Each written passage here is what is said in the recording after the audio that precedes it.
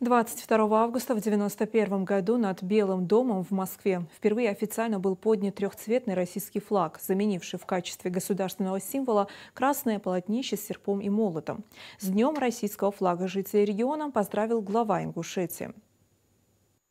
Сегодня мы отмечаем один из главных государственных праздников – День российского флага. Бело-сине-красное знамя является символом силы, единства и достоинства нашей страны. Под этим триколором строилась наша общая история и совершаются новые достижения. Именно этот трехцветный стяг объединяет всех граждан России вне зависимости от национальности и вероисповедания. Для каждого жителя России флаг – это не просто государственный символ, а знак принадлежности к великой стране, напоминание о нашей общей ответственности за ее будущее. Мы должны беречь эти ценности, укреплять сплоченность и работать на благо нашей Родины России и любимой родной Ингушетии. Поздравляю всех с праздником! Пусть флаг России всегда вдохновляет нас на новые свершения, дарит уверенность в завтрашнем дне и гордость за Отечество.